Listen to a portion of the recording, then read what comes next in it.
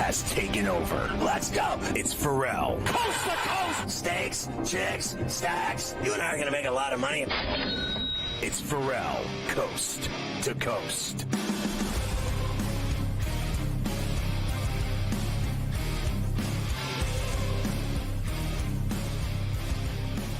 It's Ferrall on the bench, coast to coast in the biggest way possible, hanging out the best, the broken into bad apple with a bad attitude. We are live in New York City, the Big Apple. Ooh.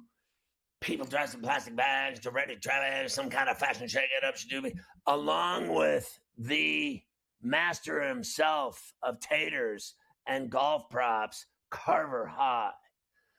Mafia's running it with Luke. I am your father on a C2C Thirsty Thursday.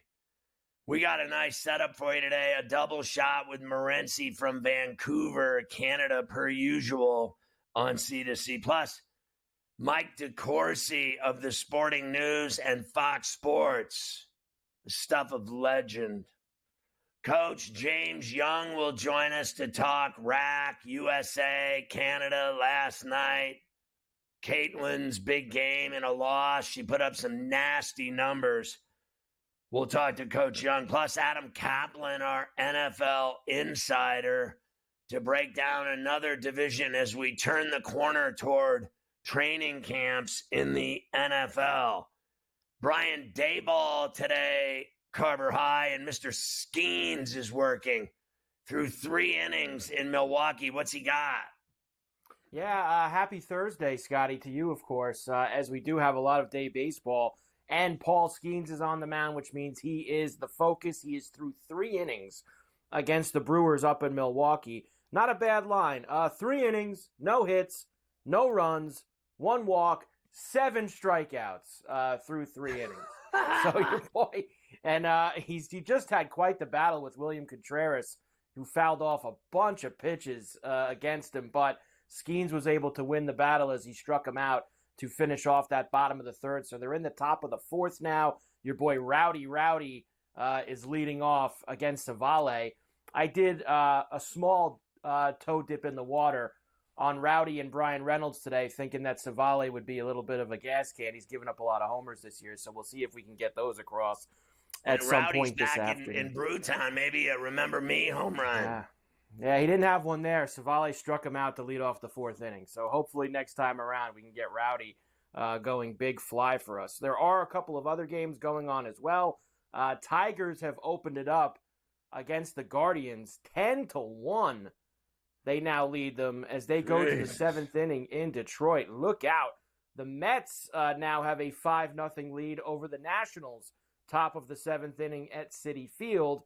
The Reds have a 4-1 lead over the Rockies. They move to the bottom of the 7th in Cincinnati. There is one other day game that we are going to have for ourselves, and that is the Blue Jays and the Giants in San Francisco. They get started in about 35, 40 minutes from now out in the Bay, where you will have Kevin Gossman and Jordan Hicks going today for us, Scotty. There you see right there. Numbers at this moment, minus 126 for the Giants, plus 108 for the Jays, and a 7.5 on a Thursday afternoon at Oracle. Look, I'm guessing runs in the day at Oracle, wind blowing. Both these guys have ERAs, Gossman 4.6, Hicks 3.4. They have the same kind of numbers. Gossman strikes out a little bit more guys than Hicks does. I got to just see that number. Boy, Toronto at plus 110. Yeah, I don't know. Everyone and their brothers on San Francisco. I kind of think Gossman will beat Hicks today and the Giants. By the way, in that Detroit game, Green's got 3 RBIs. Urshela's got 3 RBIs. They're knocking it around Comerica against the Guardians today. And as for that Mets game at Citi Field, I just wanted to see Nimmo with 3 RBIs, Martinez and Alonso with RBIs as well for the Mets at Citi. At Citi, no doubt about that, as we'll see Mackenzie Gore, not a great start for him this afternoon. All right, we'll do the rest of the baseball, of course, as we continue on throughout coast to coast. I do have a couple of other things for you. They have finished up the first round over in Scotland at the Renaissance Club, Scotty. Round 1 is in the books now at the Genesis Scottish Open, and we have Justin Thomas in the lead at 8 under. Thomas played outstanding today. Bogey-free round for him, 8 under. Sungjae Im second with 7 under. Host of guys at 6 under, including Thomas Dietrich, who we had for first-round leader at 55-1. He was 6 under when he made the turn, and unfortunately, he let go of the rope on the back 9 for us. Didn't get it done for us. Would have had a chance at that first-round leader. I'm very upset. This Ludwig Gobert never goes away. He's 6 under now, as in the mix as well. So Rory 5 under. He went out very early this morning, along with Tommy Fleetwood at 5 under. So we have some names there at the top of the board after the first round at the Renaissance Club. Yeah, I mean, there's a bunch of great golfers on that list. We'll see what happens. And then I see your boy Cootie, the leader in Kentucky. They're actually playing golf somewhere else. Yes, that's at Keen Trace where they're playing that. Of course, used to be the Barbasol alternate event, now the ISCO championship. And by the way, Pearson Cootie, that was a Cam Stewart, the Prime Minister, 80-1 on Cootie this week over there at the Jabroni tournament. So hopefully that continues for Cam this entire weekend, and he can get Cootie home. So it's always one of us, Scotty. We've always got somebody, either me or Cam or Keith, is getting us towards the finish line on Sunday. That's a great start for Cam with Cootie at 11 under. Yeah, I mean, who cares who puts it in as long as we hit bets. Same thing with the Taters. If I pull one, if you pull 3, 4, I don't care. Whoever's cashing tickets, that's all that matters. That is all that matters. We have other things to discuss as well. USA beating Canada last night in Vegas, their first tune-up before heading out on the road towards Paris. They'll make stops in Abu Dhabi and London on their way. They did cover yesterday's number. I know they didn't cover the opening number with the 15.5, but they did cover everything we saw yesterday, 11.5, 12.5, etc. Got off to a slow start, Scotty, but believe it or not, I actually watched quite a bit of it. And they did start to pick it up after halftime and throw the hammer down on Canada. Yeah, and you hit at 12. Morency hit getting 15.5 when it opened up, so everybody made money off of it. And the reality of it is I thought they, defensively won that game with their stops and their block shots. And, I mean, I thought Davis played great, a double-double. He was swatting shots, you name it. LeBron was swatting shots. Booker was hitting threes. Edwards had 13. I thought the one thing that stood out to me was their ball movement. They shared the rock and took good looks. They came out ice cold. They turned the ball over 8 times in the first. But at the end of the day, they looked unbeatable. I mean, if they have to worry about offense, then they have nothing to worry about because this team will score in droves at some point. My guess will be around July 28th when they play Serbia, they'll be ready to score. These games right now are just warm-ups. We'll see how they do in, Dubai and then London. I think that's where you told me they're going. So none of it matters until Paris, but they can beat anyone and they will beat everyone. Listen, all those guys can score. The scoring will be there. The thing that has undone them in the past in these things, like last year in the World Championships, is defense and rebounding. So they showed that they're going to be able to do those things. They added some size, and that's what's going to help them out. We've got other things to do as well. Did you see the brawl at the end of the Columbia win last night? That was unnecessary and scary. Players kind of reminded me of the Artest from back in the day, right, Scotty? We'll talk about it later.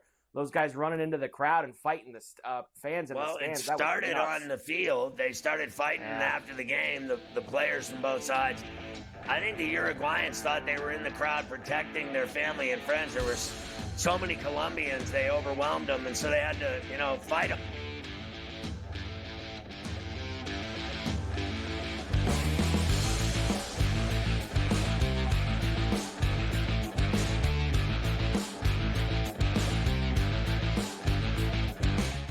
Anyone that's been to a sporting event, the atmosphere before a game, I think Game Time Decisions has that same exact atmosphere.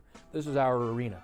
This is what we do. There is going to be an energy to Game Time Decisions that you will feel night in and night out. The excitement you get when you lock your bets in, when you're figuring out what you want to do, we can zone in on the biggest games each night. I want this to be the place that people come to before the games start so they feel as ready as possible to lock in their cards. We are going to hit every single one of those markets that you need to know about. We're going to go through every single thing, and I've got a great team behind me that's going to help me get the job done. There is not going to be a better place, I promise you, than Game Time Decisions to get that new information, react to it, and be able to then bet accordingly. We will have everything at our disposal, and we will use that to our advantage.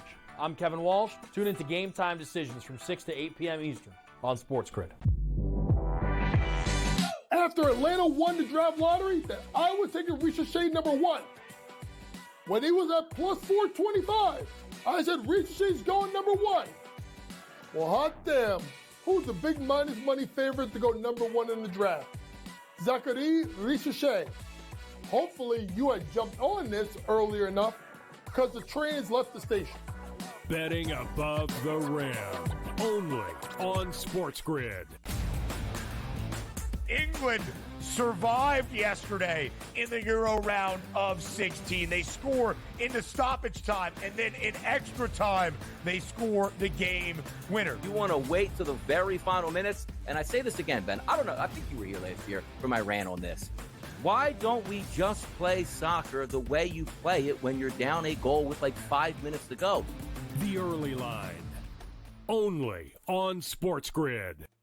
Oh, what's up? You watching the game? Or maybe the one later? Put a little BetMGM action on it, and now any game becomes the game. When you got overs and unders, you're in it every time they throw the ball, kick the ball, dribble the ball. Maybe it's not even a ball. Who needs a ball? Now that bet's got you watching every inning, half, round, period, set, hole, a lap. Right from the edge of your seat. Hit him with the promo.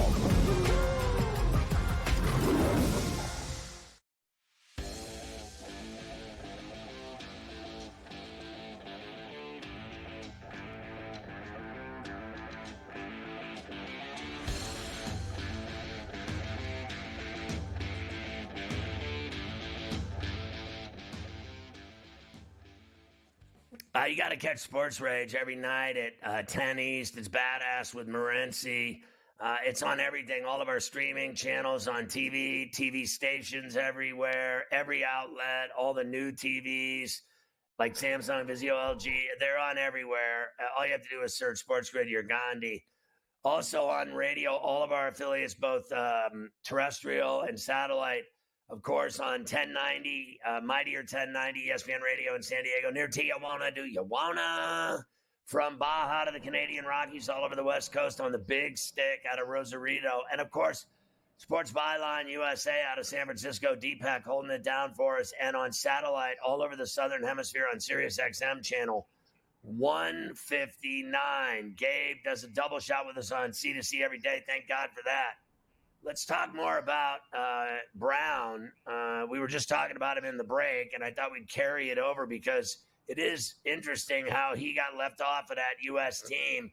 He doesn't seem very happy about it, and you think you know why.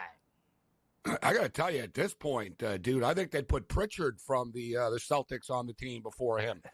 Like, it's kind of strange, isn't it, when you actually take a step back from this and go, well, so you mean the MVP, the guy that won the MVP in the finals, the guy that was the MVP in the conference finals as well, one of the players that has just completely, like, grown his game and has begun to be, you know, an elite player in the NBA, cannot, like, is not even, like, I think they'd put Cooper Flagg, you know, Hawkes. They'd take one of the dudes from the select team first.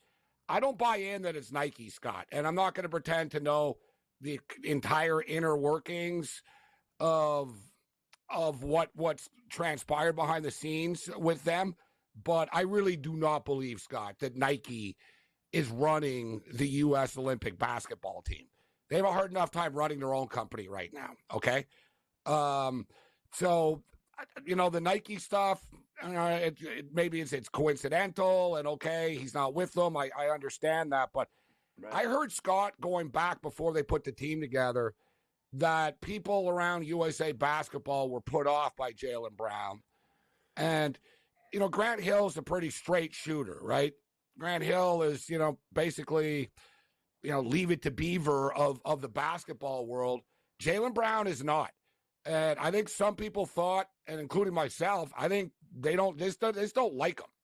They don't want him on the team. And I'm not talking about the players, but USA basketball. And I don't think they like his outspokenness, and I don't think they like his political views. He's and it's funny because the media ignore him, but he does have a lot to say, and he's very active for real. Like, he actually marches with people. Like, you know what I mean? He doesn't just talk. Like, he'll show up to the march, and he'll be on the street, and he's not here as Jaylen Brown. He's just a dude, right? So I think it rubs USA the wrong way. I'll just cut to the chase. I think they're worried they're going to show up to Paris, and he's going to start talking about Palestine and genocides, and he's going to start talking about the world issues and stuff. And I think it freaks them out. And I actually do think there's some sort of animosity between him and USA basketball. Because as you stated, I mean, this is just – here's another one, Scott. Let me ask you. Is Kyrie Irving good enough to be on this team? Probably. Like, should Halliburton be on the team before Kyrie Irving? Why is Kyrie Irving not on USA? The guy's been one of the best players in the league. They wanted no part of him, Scott. He wanted to play. He was willing to play. They wanted no part of him. Political. Let's be real. Politics. His political views, they're like, we're not putting him on Team USA, point blank. And I think Jaylen Brown is falling into that same sort of, he's buddies with Kyrie. He's basically Kyrie 2.0, actually, off the court almost. And I think that freaked them out, Scott. That's my opinion, and I think other people believe that too. Well, obviously, they're both very outspoken, and they got a mouth, and they got a mind, and they just come right out with it and say it, and people don't like it. Irving's dug his own grave many times with his views, and I didn't know Brown was so hardcore, but it's got to be the reason. They don't want problems. It's bad enough. The world, what's going on in Israel, Gaza, in Ukraine.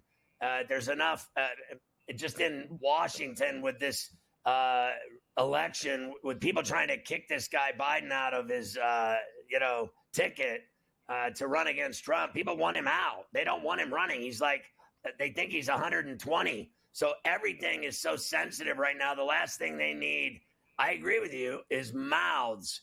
Just play ball and try to win a gold medal. Can we all just... And I think he would have, Scott. I think it's a little overrated. I'm just giving you my reason why they don't like him. It's not like Jaylen Brown is standing on the top of a rooftop causing problems every day. No, he isn't. He isn't. They got to answer to it. And they're going to win without him anyway, so it won't matter. But they're screwing the guy over, bro. Let's just call it out for what it is. I mean, how is he not on that team? Right. It's point blank. But look, you know what's funny? At the end of the day, he gets the last laugh because he's got a ring now. He's got 2 MVPs in the conference and NBA finals, and he's got a bag worth more money than anybody in the NBA. He got the money. So it's funny. He doesn't like owners, doesn't like the league, doesn't like this. He's Palestine, this, that. You don't have to worry about weed tests now this summer either, Jalen. You go to the Olympics, you're going to be doing 10. I'd just be kidding back and be like, hey, if you have that much money, if I had that much money, I'll smoke whatever the F I want, okay? And now I'm not listening to anybody tell me anything when I got that much money. Like, trust people say, money doesn't buy happiness. Well, sure it does. It buys FU money. You know what money buys? Not defiance. To everyone. He can get away with defiance. Not happiness, money buys defiance. Exactly. And he's good at that, I might always be happy, but I have enough money to say F you to you. So when we come back, we'll talk to Morency about the U.S.-Canada game last night and what he thought of that great Colombian-Uruguay match. Wow. It's set up now, Colombia and Argentine, Sunday night. I'll be doing it at 8 with Spin Speed Dane Martinez on SportsGrid, 8 o'clock Sunday night.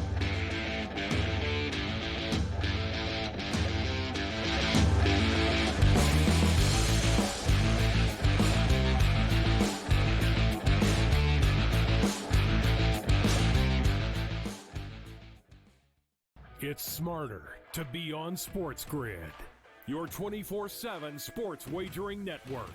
The early line. Magical and historic season in Lincoln, Nebraska continues. He is the best player in the NBA, but also in the biggest moments where the national media is watching. Newswire. Something that we have never seen happen before with one of the iconic coaches in the game. Ferrall coast to coast. The team covers. It's automatic. It's every time. Not sometimes. It's every time. Game time decisions. Luka is actually far more dangerous from three on the road this year than at home. This game here tonight, you may want to consider taking as many points as humanly possible. In-game live. Prime time. We got not one, but two coaches fired systems in place. Sports Rage This Late sort of Night. has letdown written all over it. It's going to be hard to match the emotion that they played with the other night. It's smarter to be on SportsGrid. Do you believe Diggs will come up big with Stroud or be the disappointment that he was with Allen in the last, year? It's not all on Diggs as it was with the Bills. So he only needs to be a secondary piece. Remember now, he's in his 30s, Ferrall. He's on the back nine of his career. They don't need him to be super. They just need him to do a good job. Ferrall coast to coast. Only on SportsGrid. The Bostonian versus the book. I mean, here's the question. I know hockey players are pretty superstitious. Do they start to ask themselves the question of being like, we signed Corey Perry? We did what? No. We signed Corey Perry? Good news, boys. We're going to the Cup Finals. Bad news, boys. We're losing. At some point, you got to win one for Corey, right? I guess Get so. on the team and like, wow, this guy, we gotta win one here. The Bostonian versus the book.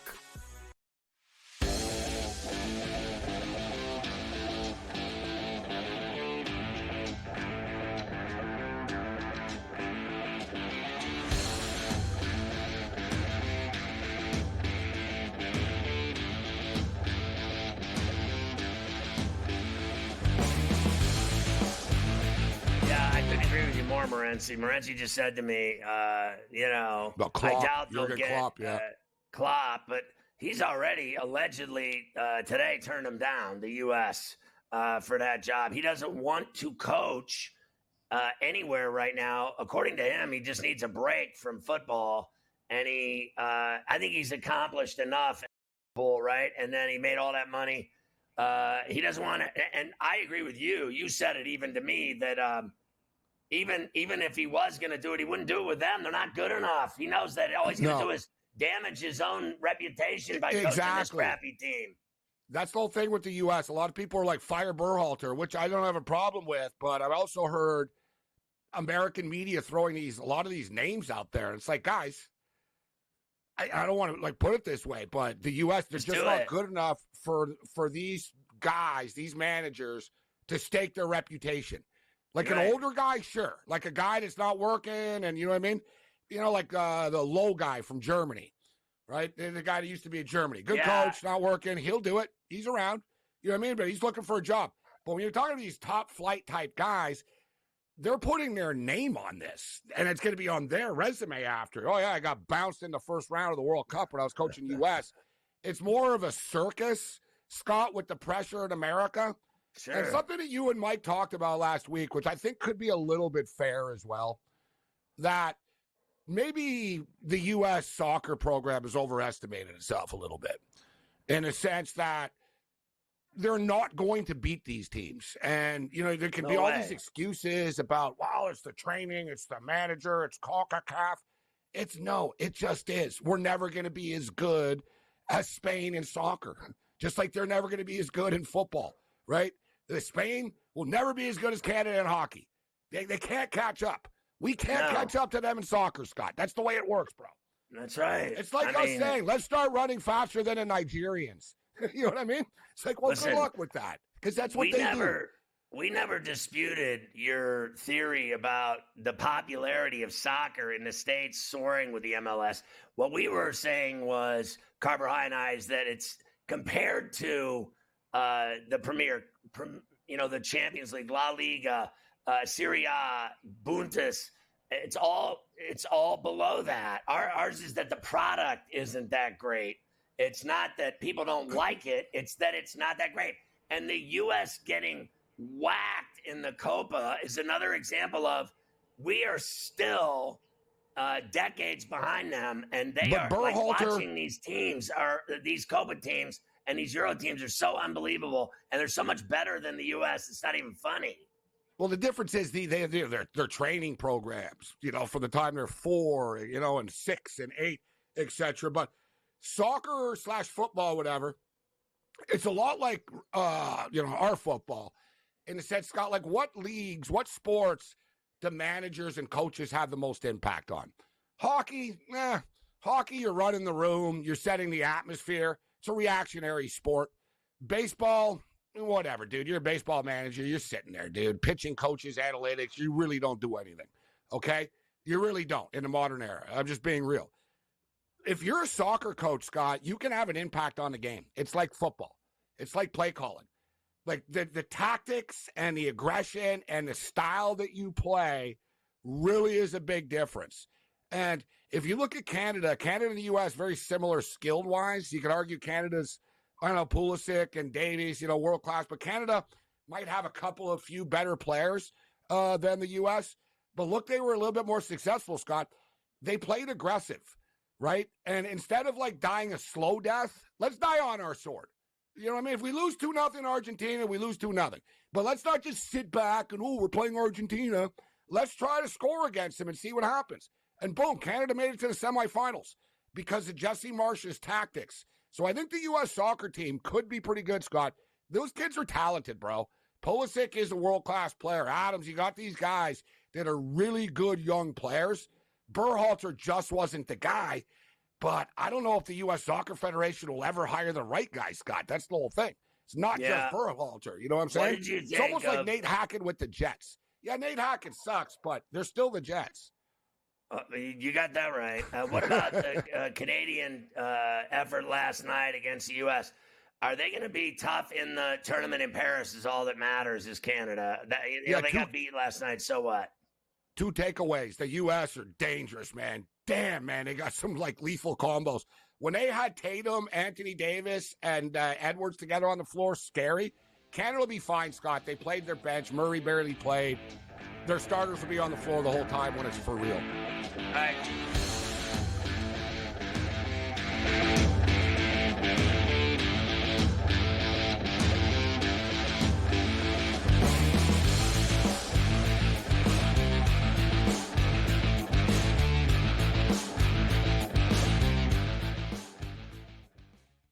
It's smarter to be on SportsGrid, your 24/7 sports wagering network.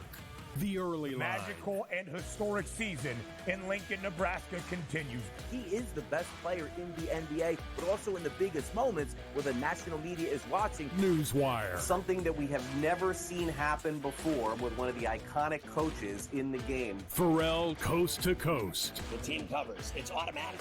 It's every time. Not sometimes. It's every time. Game time decisions. Luka is actually far more dangerous from 3 on the road this year than at home. This game here tonight, you may want to consider taking as many points as humanly possible. In-game live, prime time. We got not 1, but 2 coaches fired systems in place. Sports Rage Late This sort of Night. has letdown written all over it. It's going to be hard to match the emotion that they played with the other night. It's smarter to be on SportsGrid.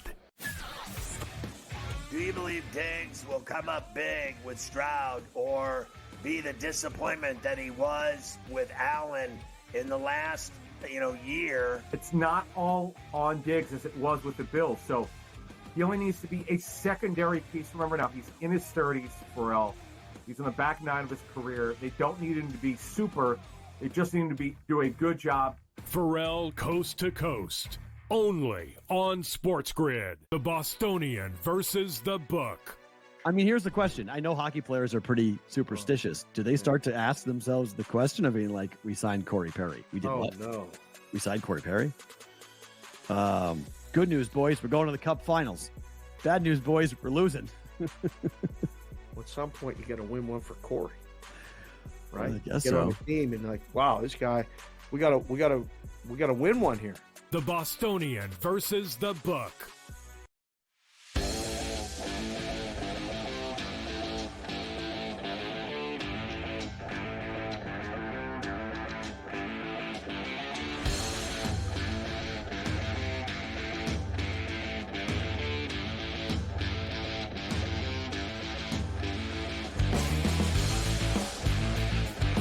Always great to have the legendary writer Mike DeCourcy from the Sporting News with us every week on Coast to Coast. You can also catch him during the college basketball season on Fox Sports. He's a heavy hitter there as well. We got a double shot with Mike today, thank God. So, Mike, I want to start with the U.S. soccer situation.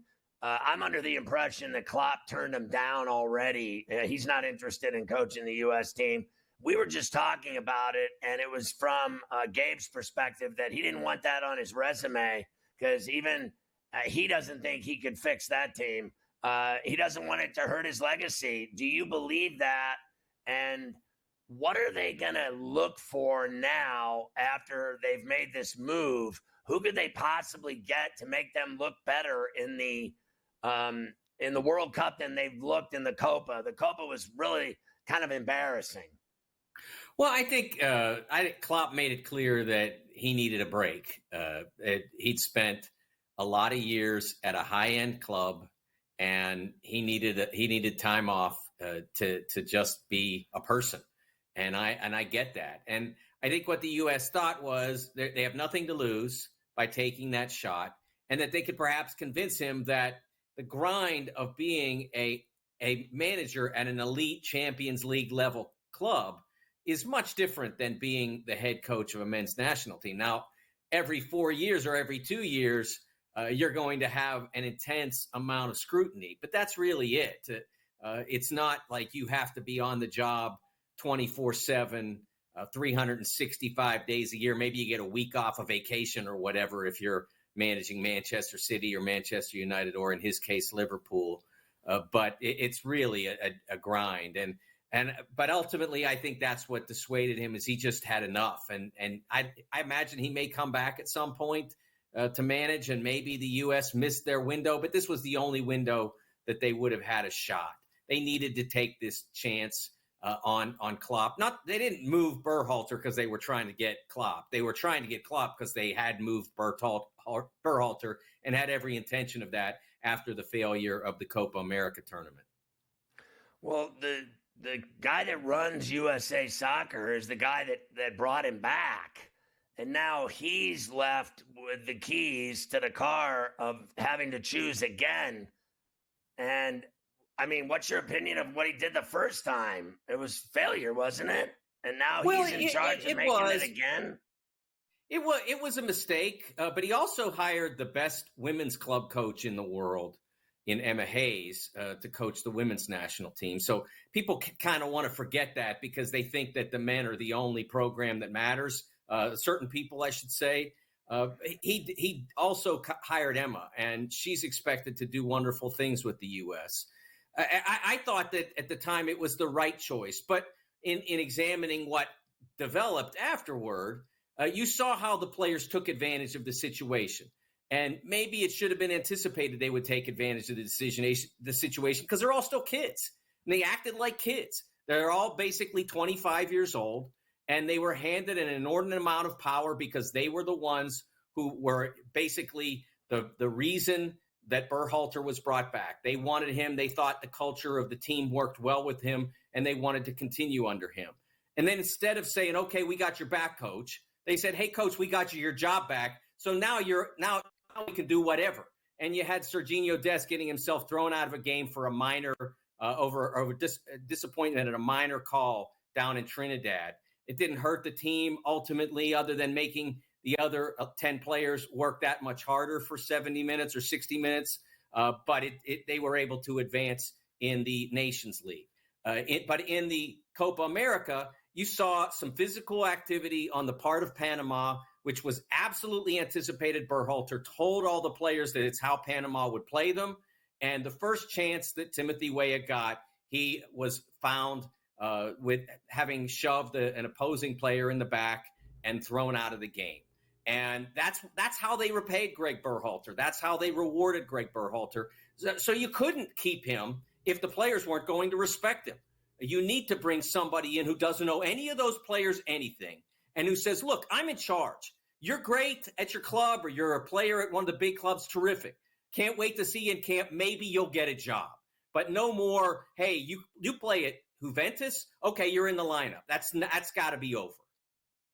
Wow, and I think you're right. Now, far be it from me to understand who they would turn to now. They have to have a list of potential coaches because they went for the gusto. It didn't work. Now where do they go?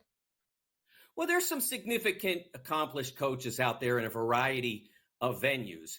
David Wagner, former USMNT player at 8 caps, has coached in the Premier League and the Bundesliga. He's somebody that they could go after. He's been over in Europe coaching at a really high level. Hasn't always been successful, but has coached at a really high level. Jose Peckerman, who did great things with Colombia's national team, among others. He's somebody that they could turn to. I don't believe he has a position at the moment. Hervé Renard, who we saw coaching Saudi Arabia at the World Cup, who has coached in the women's national teams as well. He's someone that people have talked about. Or they could go with somebody who hasn't coached internationally and has mostly coached at the club level, like Wilfried Nancy at Columbus, who's done a phenomenal job with the crew. He would be an interesting choice. His teams are really beautiful to watch. They're very organized. They're the reigning champion of Major League Soccer. The downside of hiring Nancy at this point is that lack of international soccer experience, and they need somebody who has shown that they can win at the World Cup. I think that has to be the priority right now, is getting someone in who can connect with the players and make sure they know who's in charge, but also who has shown that he or she can win at the World Cup level. Wow, so the best coach in the MLS, who might be the hottest commodity, has never coached in a World Cup or internationally in big games, so they can't go with him. They have to go with someone that has that moxie, that's done it, that's been there. We had talked about earlier the guy Lowe, wasn't he with Germany for a while? Yes. What about him? Yogi Lowe. He's certainly got the skill and the chops. Yeah, he's an interesting character, and he would be an interesting sell to both the players and to the United States. He's a different guy, and I think if you were going to hire Yogi Lowe, you would have to have an interesting staff around him, a very experienced staff, an accomplished staff. Lowe did some wonderful things with Germany. There's no doubt about that. Won the World Cup, and he is available as well, much like Peckerman, currently unattached. Certainly somebody that I would look at for sure. But as I said, he is different. He's not. He would be it'd be an interesting hire based on who he is. Not a problem though if they're foreign to these American kids. No, most of them play for managers who are not necessarily American. Whether it's within their clubs, both here in the United States, we have in MLS some coaches who are internationals, as well as overseas. Certainly, you've got coaches at Juventus or at AC Milan, in the Premier League that are or Bundesliga that are not necessarily American, and these players all respect what they do and have to follow their orders. So I don't think that would necessarily be a problem. And honestly, with a big chunk of the fan base, being American almost excludes you now. I don't think the U.S. Soccer Federation will think that way, but I think a lot of the fans want to see someone who isn't American in that position. I think that's rather ridiculous, but again, there aren't that many who meet the standard that I talked about before of having won World Cup or international big tournaments. When we come back, we'll talk to Mike about the great finals coming up in the Euro between Spain and England, and of course the Copa with Colombia and Argentina. We're talking to Mike DeCourcy on Coast to Coast.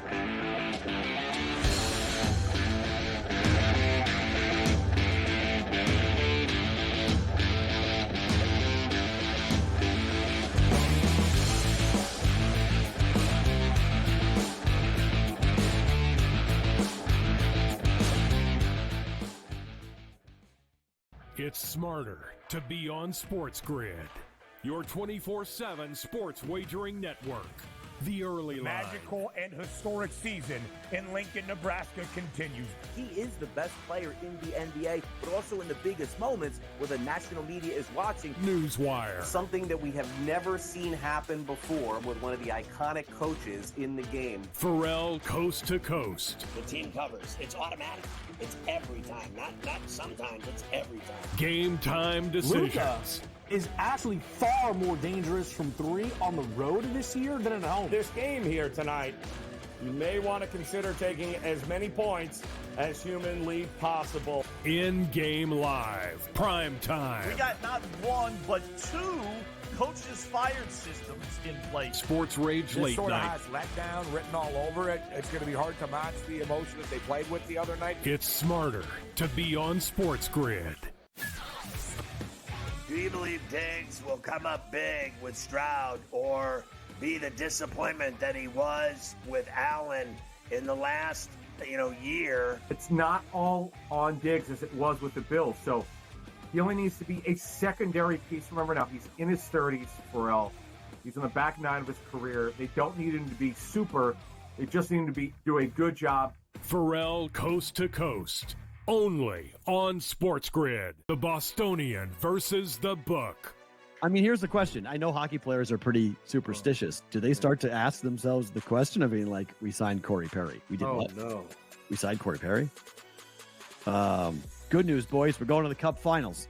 Bad news, boys. We're losing. At some point, you got to win one for Corey, right? I guess Get on so. the team and wow, this guy, we gotta win one here. The Bostonian versus the book.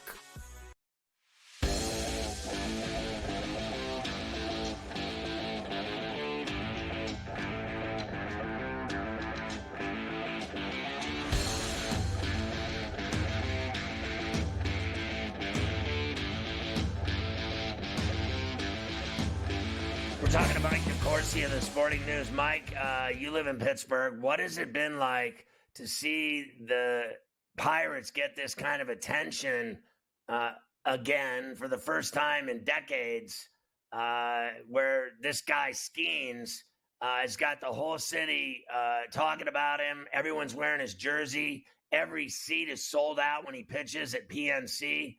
In a ballpark that's so beautiful, but yet always was empty. It was always 15 to 20,000 fans at every game.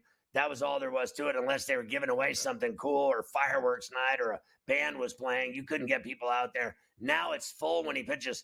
Today, he's gone 6 innings of no-hit ball with 11 strikeouts in Milwaukee, but he's thrown 93 pitches, so his day is probably almost done. But what has it been like for you to see this craziness in the Steel City for this kid? Yeah, most of the time when you are around a Pirates game or in a Pirates game, I've attended a few so far this year. I think I've seen 3 at PNC Park. And most of the jerseys you'll see are Stargell or Clemente. That's the way it is. It's not like the current players, maybe a few Kutches here and there, but most of the jerseys are Clemente. Now you're seeing a lot of Skenes jerseys and T-shirts with his name on it. He's become a sensation in a very short period of time. An amazing pitcher, not just a hard thrower, well beyond that. Hard throwers, eventually the league will figure them out. But guys who pitch like he does, he has great command. He's been phenomenal, and obviously already an all-star after just 10 starts, and he'll go into the game with 11 starts, and maybe, given the fact that this start is coming now, with a chance to actually be involved in the game. I think that the National League would be wise to try to get him out there because he can get him through an inning without the American League having much of a chance. I mean, it is just must-see TV. Every time he pitches, I have to watch. And you know how much I love the Pirates. My son and I have been going crazy watching this kid pitch. It's just been surreal for us because we've never really, it's, few and far between when we get to enjoy anything with the Pirates. Like, we have suffered with them. I mean, the last time they were good, and don't tell me about 2015. It was really 92. And even then, they didn't get it done. And then before that, it was 71 and 79. And I went to those as a kid with my dad, no less, against the Orioles both times.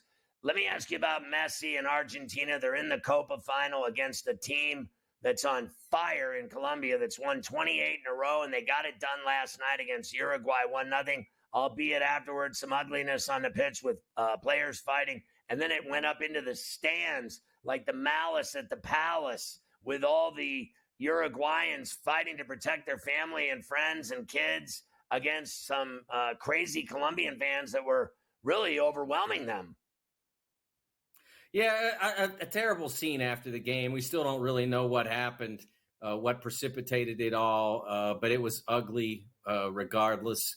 And certainly CONMEBOL, the South American Federation, is going to have to investigate that and figure out what happened and then decide whether or not discipline is necessary for any of the players involved. And I wouldn't be at all surprised if they were facing something based on you go back to the malice at the palace. And I don't know that you'll see the kind of punishment in this case that we saw then where the suspensions were so protracted. But I'd be surprised once you enter that, you cross that barrier, you've put yourself in an untenable position as an athlete. Just as we saw a pitch invasion in the England game, I believe it was, that I watched the other night, or yesterday afternoon, I should say.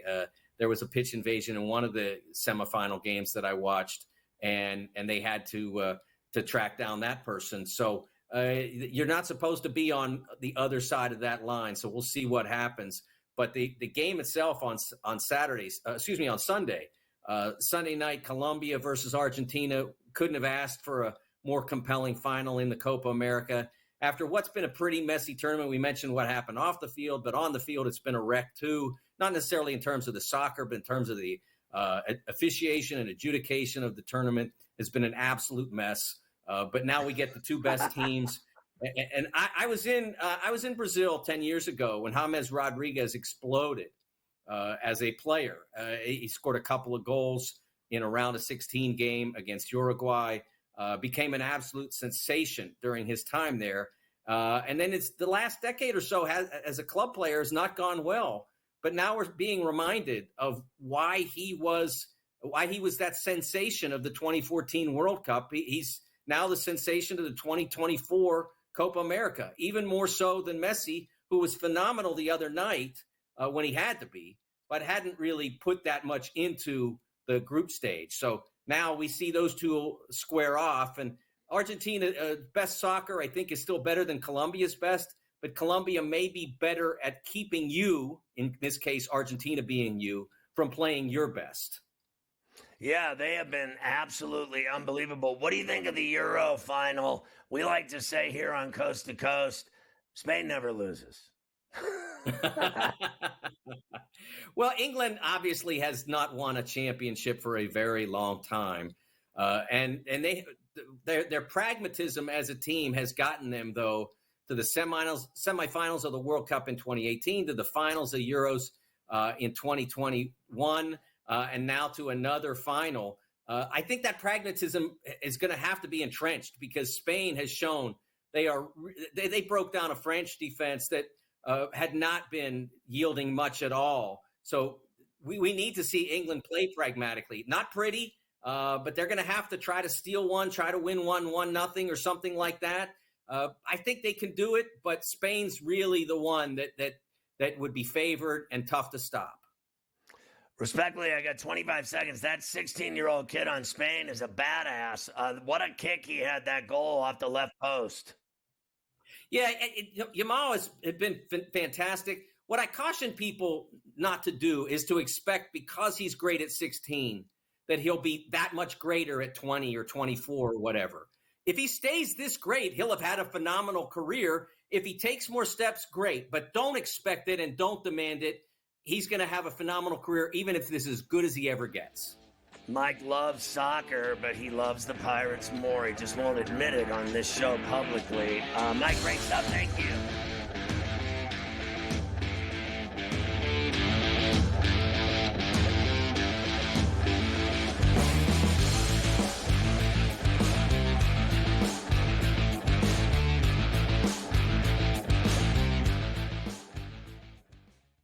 It's smarter to be on SportsGrid, your 24/7 sports wagering network. The early line. Magical and historic season in Lincoln, Nebraska continues. He is the best player in the NBA, but also in the biggest moments where the national media is watching. Newswire. Something that we have never seen happen before with one of the iconic coaches in the game. Ferrall coast to coast. The team covers. It's automatic. It's every time. Not sometimes. It's every time. Game time decisions. Luka is actually far more dangerous from three on the road this year than at home. This game here tonight, you may want to consider taking as many points as humanly possible. In-game live. Prime time. We got not one, but two coaches fired systems in place. Sports Rage This Late sort of Night. has letdown written all over it. It's going to be hard to match the emotion that they played with the other night. It's smarter to be on SportsGrid. Do you believe Diggs will come up big with Stroud or be the disappointment that he was with Allen in the last, year? It's not all on Diggs as it was with the Bills. So he only needs to be a secondary piece. Remember now, he's in his 30s, Ferrall. He's on the back nine of his career. They don't need him to be super. They just need him to do a good job. Ferrall coast to coast. Only on SportsGrid. The Bostonian versus the Book. I mean, here's the question. I know hockey players are pretty superstitious. Do they start to ask themselves the question of being like, we signed Corey Perry? We did what? No. We signed Corey Perry? Good news, boys. We're going to the Cup Finals. Bad news, boys. We're losing. At some point, you got to win one for Corey, right? I guess Get so. on the team and like, wow, this guy, we gotta win one here. The Bostonian versus the Book.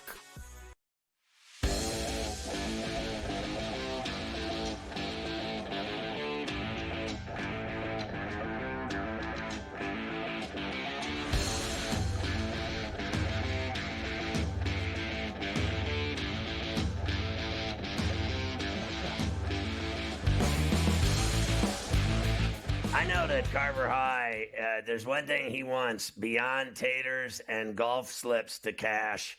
It's that he's been suddenly getting hot with the BetMGM 33% tennis odds boost token that he's now converting into money on the grass at the All England Lawn Tennis as the ladies and men get close to the finals here in London.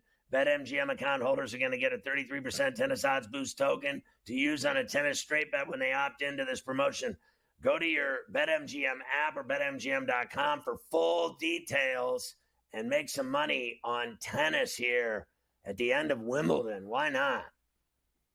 Yeah, why not indeed? I believe the men are down to the last four. Medvedev faces Alcatraz. I believe that's tomorrow morning. And then Djokovic faces Lorenzo Musetti, in the other semifinal. So that's going to be tomorrow morning. I don't know who that is. I know who Medvedev and our boy Alcatraz are, and I obviously know who Joker is. And then the women, I saw the women playing before the show today, like one of the women's semifinals. I'd never heard of either one of them. Ever. I believe the women's final that I have here is Barbora Krejcikova against Yasmin Paolini. That looks like the final for the women. Who? Right there. Big who. Skenes is out here in the bottom of the seventh. Ooh. The no-hitter stays alive. There was a kind of a ball in no man's land between second base and the center fielder. Sawinski was coming in, and I guess who's that at second, Scotty, that made that play? He ended up catching it for the Pirates, so the no-hitter stays intact for Skenes. Two very quick outs. Really, in basically 4 pitches, he got the first 2 outs of the 7th inning here. I think that was Gonzalez, Scotty. Yeah, who made that play in center. They're not going to let – he can actually hit. He's not bad. For a second baseman, he can, they've had a history of terrible second basemen that don't hit. But I'll tell you what, this guy is throwing a no-hitter. They're not going to seriously let him keep going, are they? If he gets out of the 7th, he's got a no-hitter with 11. Do you let him go? He's out of the 7th. and I think he threw 6 or 7 pitches in the whole inning. It was a 1-2-3, 2 ground balls, and that little pop-up between center field and second. And he's at 99 pitches, I guess. 99 or right on the nose at 100. No-hitter going into the 8th. And they got him a run, Scotty, in the top half of the 7th inning. So the Pirates did get on the board. I got to tell you, he's out of the 7th. I think that they bring him out for the 8th. Now, he's gone, I think 105 to 110 has probably been his max, I would guess. I'd have to look so far this year. He'd have to have a real fast half inning to have a shot to come back out. Listen, he reminds me of, and I hate to say it, but it does. He reminds me of Nolan Ryan. I mean, this guy, and I will never put him in that realm of 7 no-hitters. But his stuff is so filthy and such heat. He throws with such veracity. He reminds me of Nolan Ryan. This guy is going to have no hitters in his career.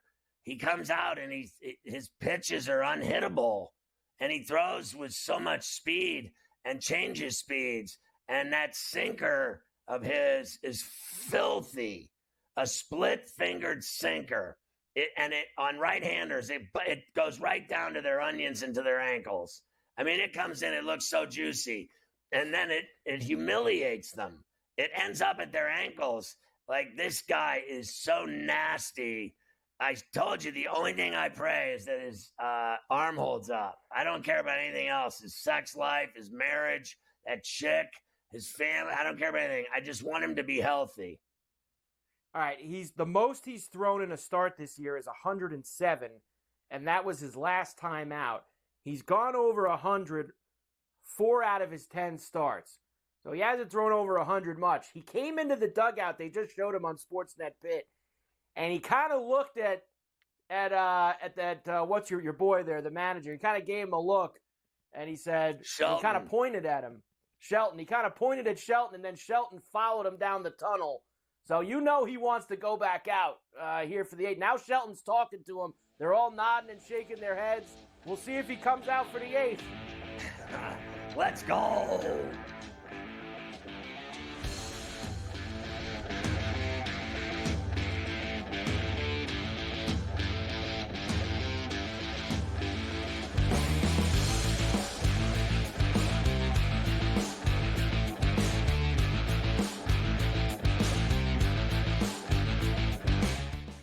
SportsGrid, your 24/7 sports wagering network. Fantasy sports today.